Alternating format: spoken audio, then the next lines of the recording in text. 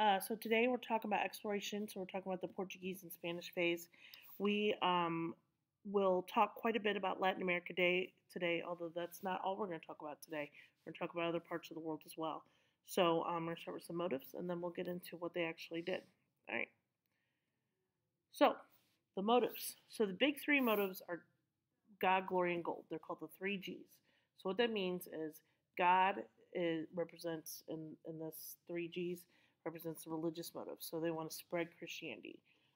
Both Portuguese and the Spanish were extremely Catholic, so that's the type of Christianity they're going to spread. Glory means more political type motives. So they wanted more power, more land. This kind of goes along with adventure and myth as well. So they were searching for the fountain of youth. So this was a myth that they were trying to search for. That's going to be something that they're going to search quite a bit for in the modern day state of Florida. And then gold, it represents economic motives. Okay, so they just want to make money. Okay, so they want to do what they can to get as many resources that from these new areas as they can. Okay, whether that is actual gold or other resources. And then another way that's going to happen is technology is going to make exploration possible. So remember, after the Crusades, we talked about how the Europeans learned from the Muslims how to build better ships and draw better maps. So that's going to help lead us to all of this exploration. So the ships that they're now making are faster, more maneuverable than what they were doing before. They're better like quality. They're better. They're more sturdy, so they can get through an entire ocean. Another invention is the magnetic compass. Okay, so something that still, like Boy Scouts today, still use. That is a way. It's a thing that you can use to find cardinal north. Okay, and then an astrolabe. This is an astrolabe down here. If you look on this bottom picture, what it does is it is used as a way to triangulate with the stars and see where you're at. And then a quadrant is this one here, and then it measures the actual altitude of the stars so that you can more easily triangulate your position. And then maps, obviously we talked about map making improved drastically after some of the techniques that they learned from the Muslims. Okay, so we'll start with Portuguese exploration because they're really the ones who went first. Okay, so Prince Henry the Navigator was a prince of Portugal, and he hoped to discover Prester John's Christian empire by sailing around Africa. So Prester John was a Christian preacher who was in somewhere in Africa.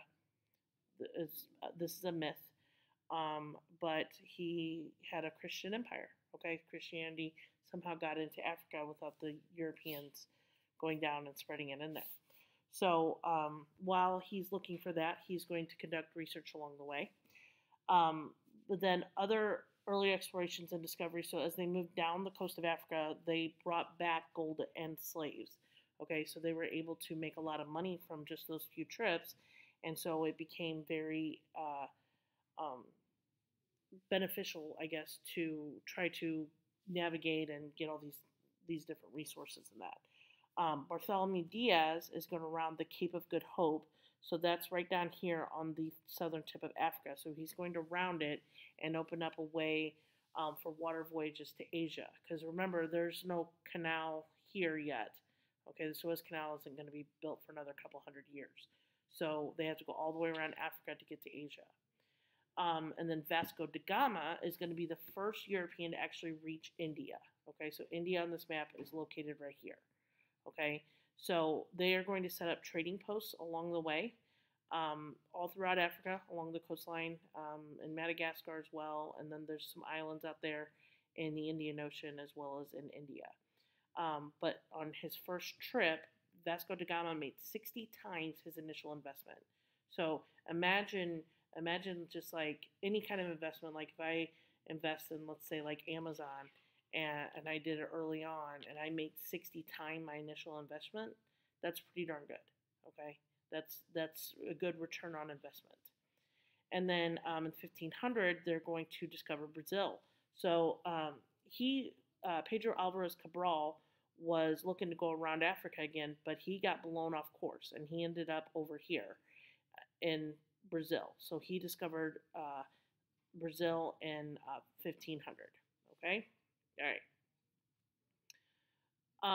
Moving on to Spanish exploration. So obviously Christopher Columbus sailed in 1492, and he wanted to prove there was a theory that it was 3,000 miles to Japan if you went west instead of east. So you don't have to go all the way around Africa. You can just go straight across the other direction, and then you'll run into Japan. So Queen Isabella of Spain is going to sponsor his trip, and mid-October 1492, he's going to land on the island of Hispaniola. That's this island right here. It contains Haiti and the Dominican Republic. Okay? He will make 3 more voyages, and then he will find all of the islands of the Caribbean. So he's going to just bop around the Caribbean. And then the Treaty of Tordesillas, this is going to be really important as well. So basically, to avoid fighting, the Pope drew a line down the middle of the earth. Okay? And kind of like if you share a bedroom with a sibling and you guys are fighting and mom and dad come in and they say, that's it, I'm tired of all this fighting. Put a piece of tape down the middle of the bedroom. This half is yours and this half is your sister's. Okay? And nobody's allowed on the other half. That's pretty much what the Pope did with Spain and Portugal, is he drew a line of demarcation down the middle of the earth. And this was the original line. Okay? But the Portuguese wanted access to all of the Amazon River. So he redrew the line here and gave them access to all of the Amazon River. So that's why Brazil is so big, because that river system is very, very large. Okay, so in Brazil, they speak Portuguese today. All these other countries, all these other ones here, they speak Spanish. Okay, so that's why the Treaty of Tordesillas is the way it is, and why Brazil is the way it is. So, okay. Magellan. So Ferdinand Magellan was the first person to circumnavigate the globe, although he doesn't actually do it because he's going to die. Spoiler alert. But he's going to leave Seville, Spain in September 1519. So he's going to start up here. There's Spain. And he's going to travel along the coast of Africa here. And then he's going to cruise on down to South America. Okay, so he's going to basically kind of take Cabral's original voyage, okay? And he's going to go over to the coast of Brazil, and he's going to cruise on down South America. He's going to cut through this. There's a strait right here. It's known as the Strait of Magellan. Obviously, it was not called that at the time. And then he is going to make his way into the Pacific, okay? So he had 40 crew members once they got to the Philippines. So there's the Philippines right there. Once they got to the Philippines, they stopped there, and 40 crew members died, and so did he. But the rest of the crew went to the Spice Islands, so that's in this area right here, and then they demonstrated basically that the voyage was possible by making it all the way back to Seville, Spain. Okay, so they went all the way around the globe. So Magellan, even though he is credited with going around the whole globe, doesn't make it all the way because he dies. All right, but they are going to get one single cargo of spices that they had, paid for the entire voyage, 2.5-year voyage. So you can just tell that the resources that they're getting, they're extremely valuable. Okay, and not only that, they had more than one cargo. There were multiple ships. They had like a whole fleet, so it wasn't just like one ship going around. So, okay. Conquistadors. So once the Spanish started to colonize. They started to discover. They started to colonize. They wanted to make sure that they were able to take advantage of as much of the resources as they can. So the conquistadors, which just means conqueror, are going to come in and they're going to take over certain areas of what is present-day Latin America. So the most advanced and complex civilization in Central South America were the Aztecs and the Mayas. They were in Mexico, and then the Inca in Peru. So these conquistadors, they were adventurers and soldiers of fortune who were on a quest for wealth, and they were actually the ones who conquered these civilizations. Okay, so Hernan Cortez is going to conquer the Aztecs. So in 1519, he's going to lead 600 men, 17 horses, 1 cannon, and a few muskets, and they're going to go in, and I'm going to tell you right now, the neighboring tribes were certainly happy to help along with Cortez because they they hated the Aztecs. They thought of him as kind of their savior from the Aztecs. So they rallied around Cortez and decided that they're going to fight with him and they're going to get rid of the Aztecs. Because what the Aztecs would do is they would like steal people from other tribes and like uh, perform human sacrifice and things like that. So they didn't really like the Aztecs, or they would commit them into slavery and all kinds of different things. So the Aztecs were not nice people. But with all this, they're going to surrender in 1521. Now, originally Cortez was greeted by Atahualpa, who um, was the no, I'm sorry, not Atahualpa. Montezuma was the king of the Aztecs, and originally he was greeted as like a god because they had um, a legend that Quetzalcoatl is going to return, and he is going to have the symbol is going to be a arrow sticking through a sapling. Well, the crosses that were on the Spanish ships looked like that, so that's why they thought that it was Quetzalcoatl coming back. And then the Inca are going to get taken over by Francisco Pizarro. So he's going to invade Peru with 180 men, 27 horses, 2 cannons this time. And then the Inca had 50,000 overconfident troops who thought that the white men's weapons were harmless. And then their ruler was Atahualpa. He was captured and then executed. So what happened there was Pizarro kidnapped him, and they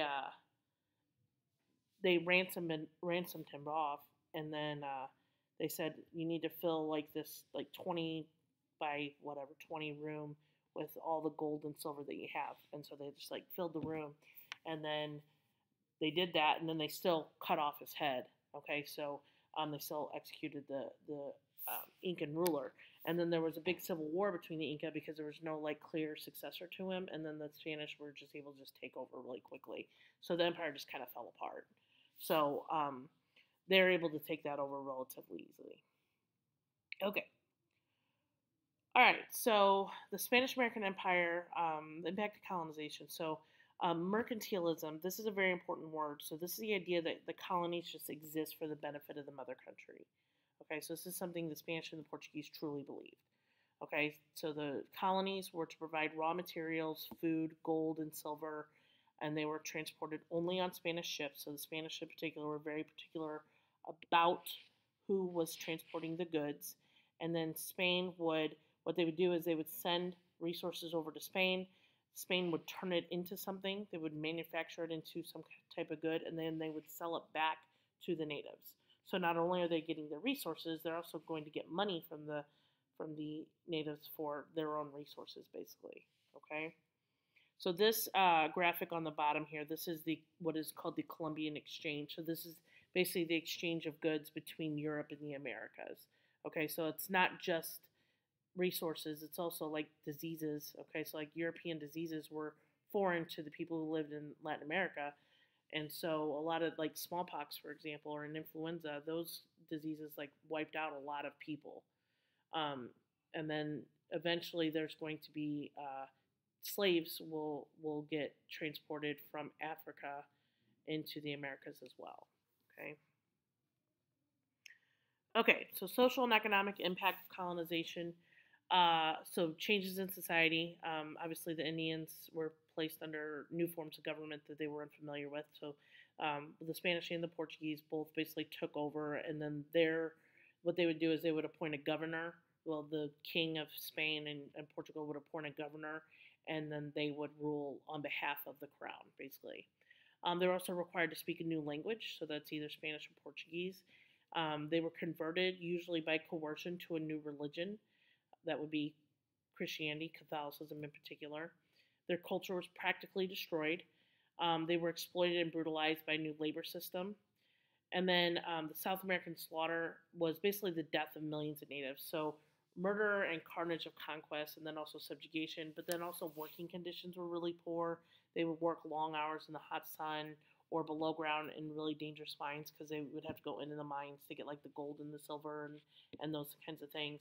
And then the biggest killer of all the Native Americans was disease. Okay, so epidemics such as smallpox was the worst one. Influenza also wiped out quite a few people, but just because they didn't have any immunity to these diseases. They're much more harsh than what the kind of diseases that they had.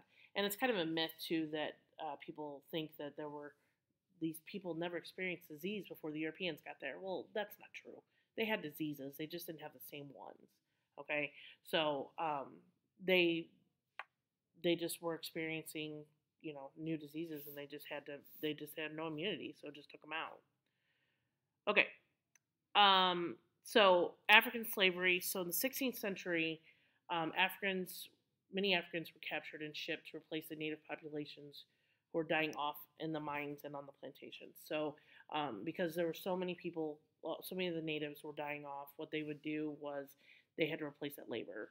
And so they would go to the African kingdoms. The Europeans went to the African kingdoms, and they basically said, like, we need slaves. And the African kingdoms are like, well, we'll get you some. And they sold their people to the Europeans, and the Europeans shipped them over to the Americas. And the economy of the empire, the most important thing, obviously, were gold and silver, and those are coming primarily out of Mexico and Bolivia. Okay, so Mexico is obviously in Central America, North America, and then Bolivia is like right in the middle of South America.